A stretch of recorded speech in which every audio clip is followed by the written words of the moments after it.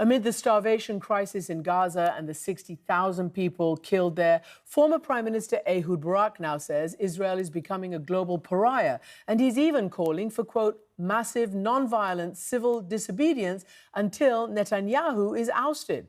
And now, in separate reports released simultaneously this week, two leading human rights organizations, B'Tselem and Physicians for Human Rights Israel, say the government is committing genocide in Gaza.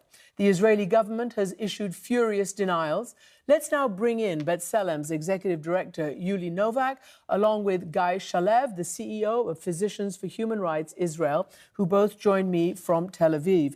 And it's important to say that this is the unprecedented. No other Israeli organization has taken this step, despite mounting use of this word and accusations of this crime against the current government. So let me ask you, Yuli Novak, first, because B'Tselem has been a leading human rights organization for decades in your country.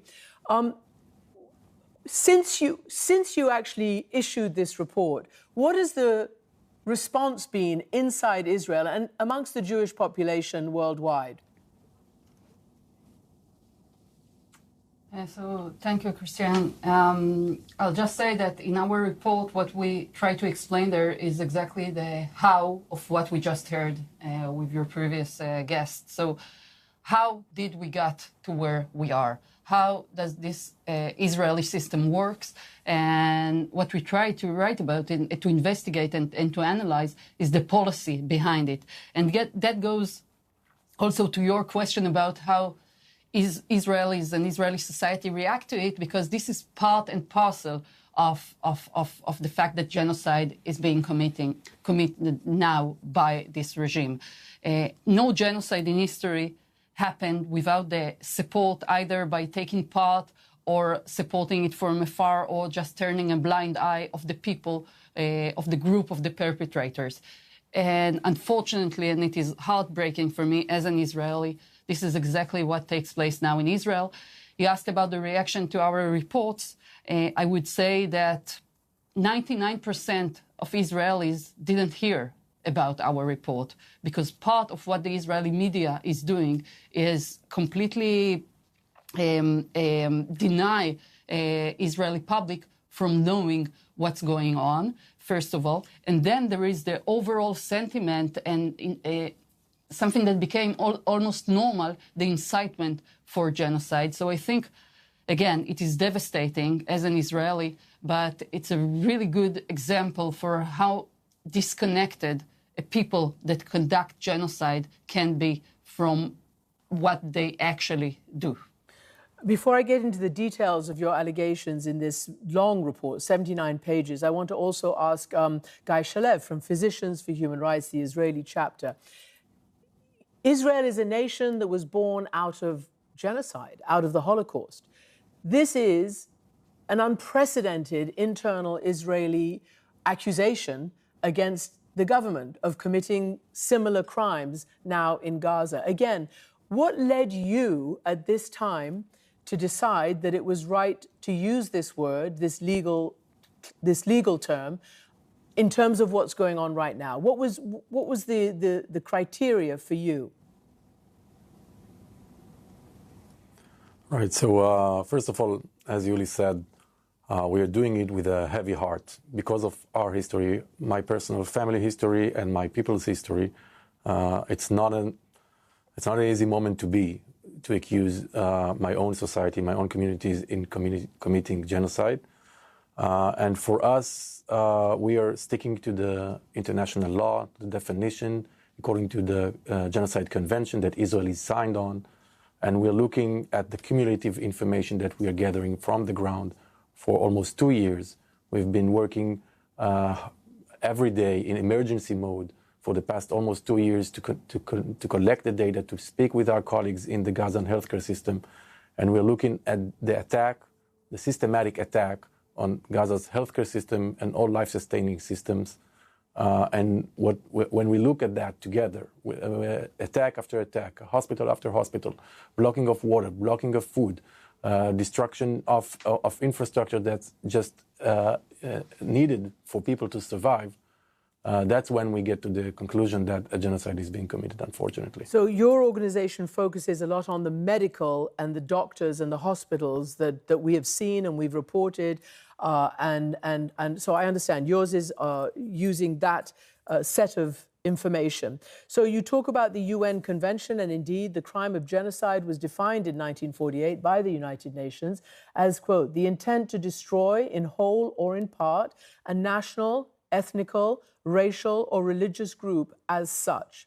And Yuli, based on B'Tselem's examination, you reached the, quote, unequivocal conclusion that Israel is taking coordinated, deliberate action to destroy Palestinian society in the Gaza Strip. So, as you know, as well as I do, that the issue would be intent. Obviously, Israel denies any intent to do that and clearly consistently denies that it is targeting deliberately civilians and that it is going after Hamas. So what you must have built a case around intent, not just what you're observing. So is that correct? Am I correct?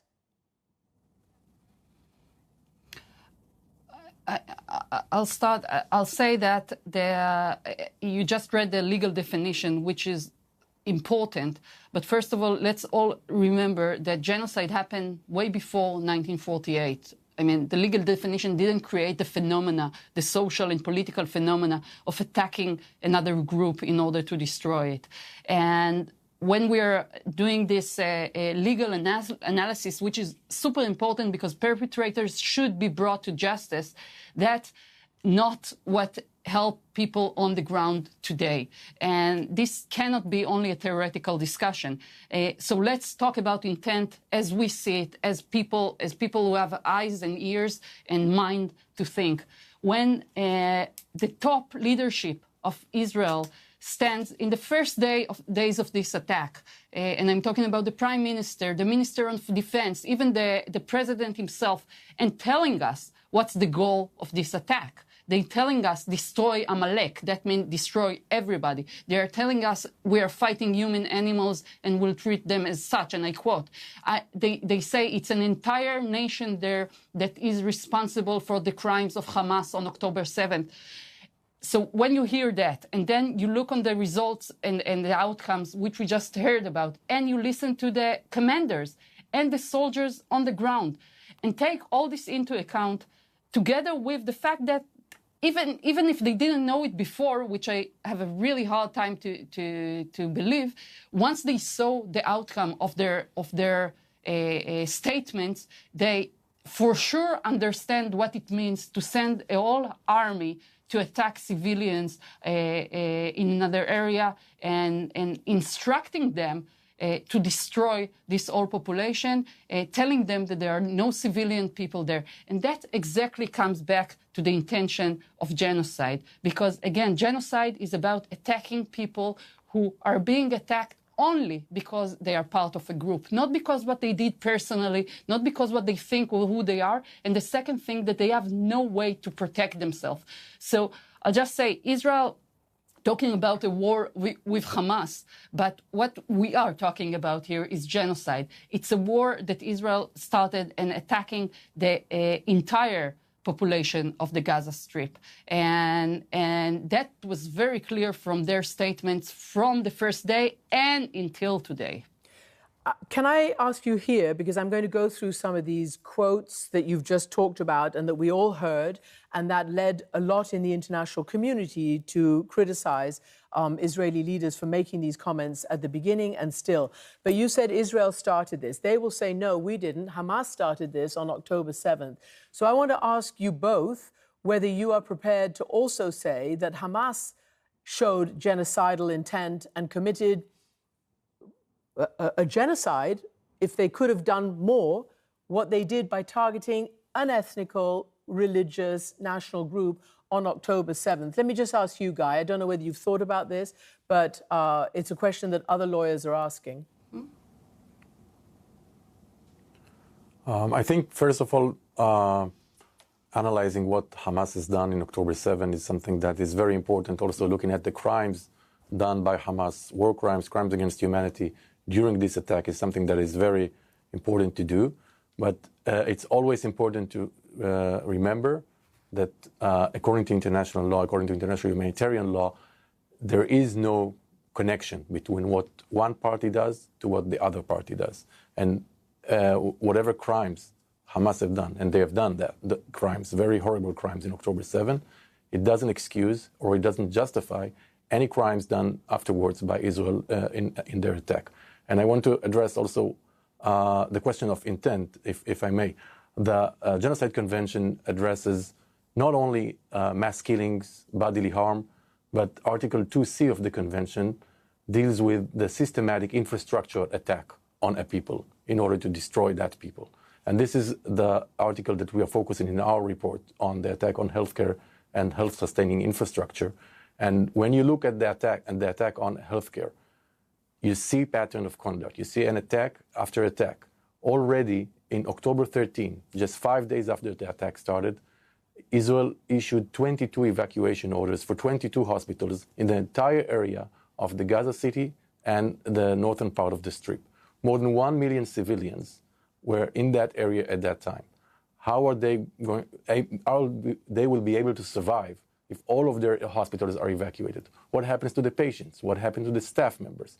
These are not coincidental. This is a policy. It's a decision made, and a decision made that the results are very, very clear. And when we look at these attacks, these policies, one after the other, for 22 months of destroying a hospital after hospital, killing more than 1,500 doctors and medical workers, detaining more than 300, these are policies that we unfortunately see the results now on the ground. Let me just ask you, Guy, because I have to. As you know, Israel says Hamas inhabits those hospitals underneath gun positions, command centers. What do you say to that?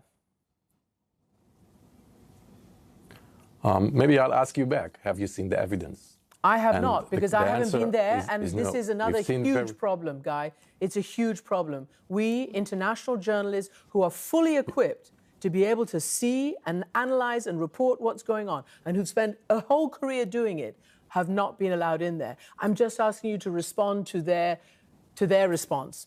And what the US says, and what the Brits say, and what the Europeans have said throughout. You know, it's their defense.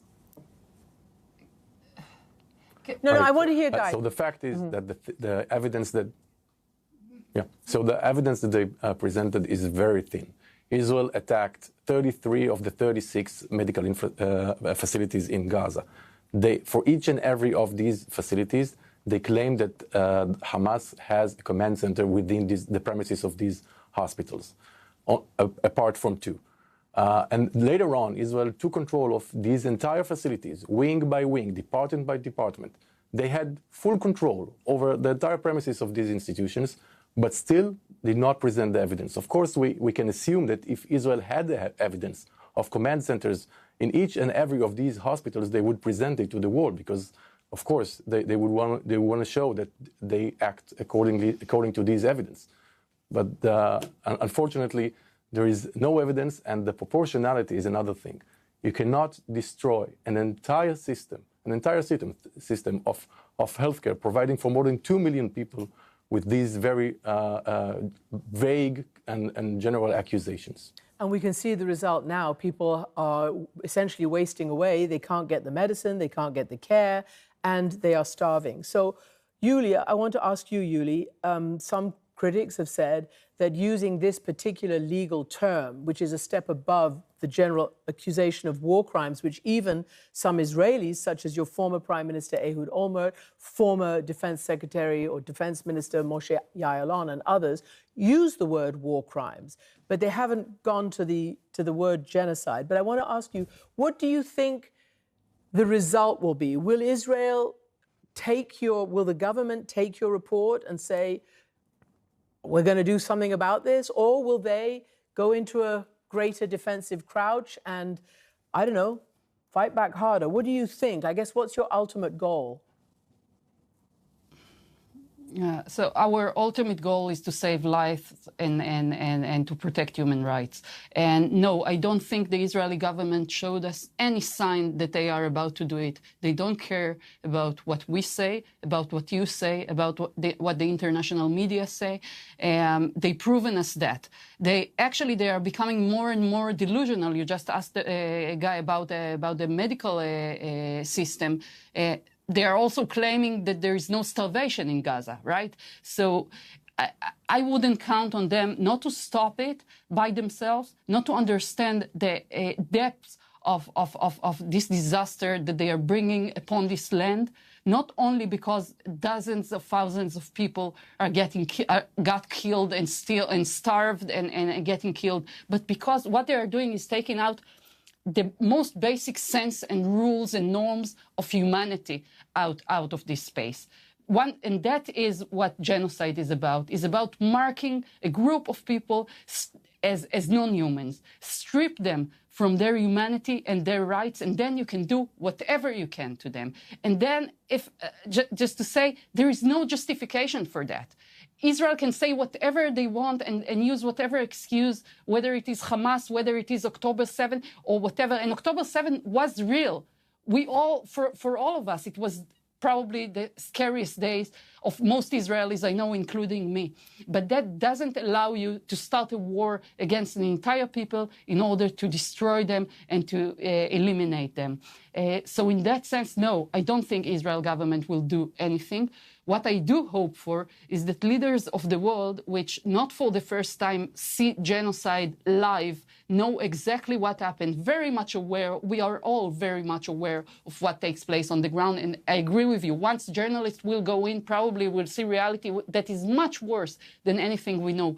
But it's not the first time that leaders of the world allow a regime to attack people in that way, to conduct genocide, and they are either standing by and let it happen, or keep cooperating with it and enabling this horror to take place. So in that sense, I think it's not only an issue of the victims, the Palestinians or the Israelis as the perpetrators. Genocide is an issue that every human being should be concerned about and stand against. And people of the world need to demand from their leaders to do whatever they can in order to stop the Israeli government from keep doing that.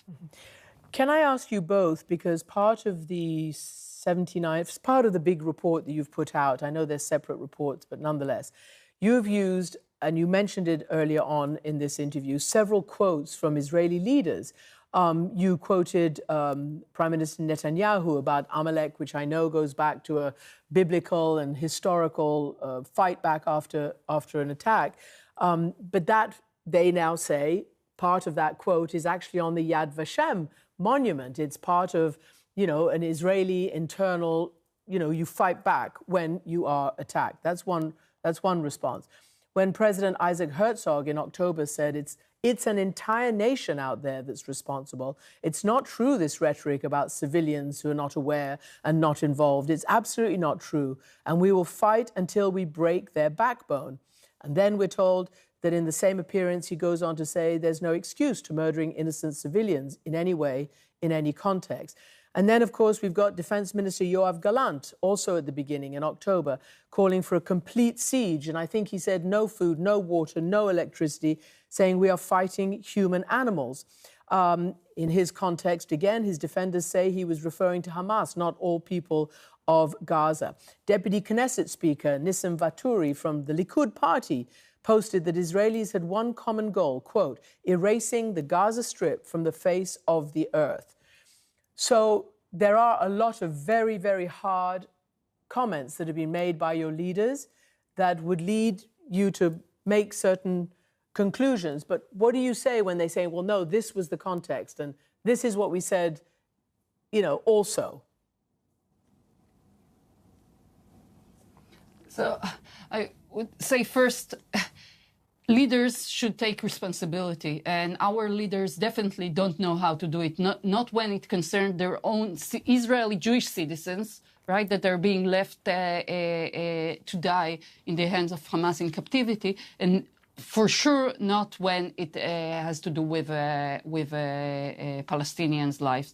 And, you know, I'm sorry, I can't accept it. I didn't mean that. Well, you are a prime minister. And if you realize that you did something that you said something that turned into a genocide, into a mass killing, into a mass destruction that goes on and on and on for almost 2 years now, you had enough opportunities to stop it. And, you know, as we sit now here and talk, bulldozers and D9 are rushing through whatever left of Palestinian cities in Gaza in order just to ruin it, just to make sure, as Guy said before, that there will be no way to sustain life there. That's what the Israeli army is doing now,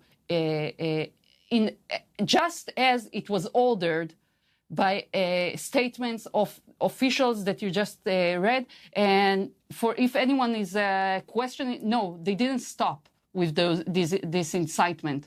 The Israeli public discourse, including our politicians, but not only, is full of incitement to genocide, a clear and incitement to genocide that mostly is directed towards Gaza. But we have to say here, and that's also in our report, we are also here to warn about the possibility that the genocide will not stay confined to Gaza, because the same regime with the same army, the same commanders, and sometimes the same practices, even if in a lower scale, are taking place in the West Bank. And right now there is no mechanism, either local or international, that is working to stop or able or want to stop Israel from doing it. And the Palestinians everywhere under Israeli control is now left completely unprotected.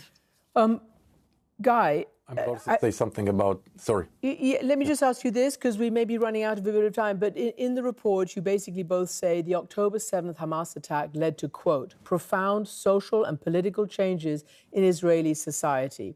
So, Guy, I just want you to reflect on that. And also, a personal question to you both of the toll it's taken on you to collect this and to report it, knowing that your nation will not thank you for this. Guy? Right. So, when we look at the attack on Gaza, it, of course, hasn't started in October 7. We look much more to the past. We see how the dehumanization of Palestinians is part of Israeli culture and Israeli politics for many, many years. And definitely the October 7 attack, with the trauma it aroused in Israeli society, was a trigger, a very dangerous trigger for people to just consider the other as less human than they are. It caused people to not want to engage, not want to get the information. That is what our two organizations are really struggling with. We are collecting the data, speaking in Hebrew with the people here, with our families, our communities. We want them to know. We want them to know what's going on, because denial is what allows these atrocities to continue. And we are hoping that by them reading, getting to know what's being done in their name, will get people here in Israel to rise up, demand the government to stop these attacks, and hopefully stop the genocide. Well, you know, I mean, Ehud Barak has asked for peaceful, non-violent mass resistance. Yulia, in the last 30 seconds that we have, how are you feeling after doing this? Are you afraid? I am afraid, but not more than I was 2 days ago or 3 days ago. I am afraid about the future of this place, about my ability to raise my son here.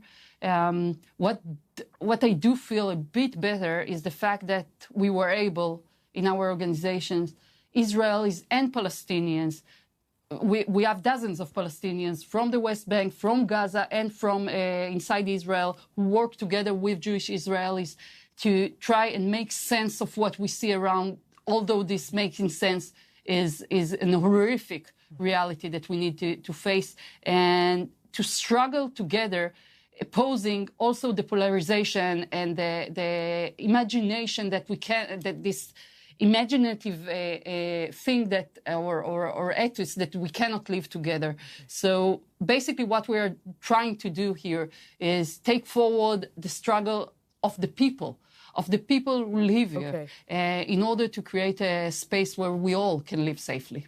Well, Yuli Novak, Executive Director of B'Tselem, and Guy Shalev, CEO of Physicians for Human Rights in Israel, thank you both very much for joining us on this important report.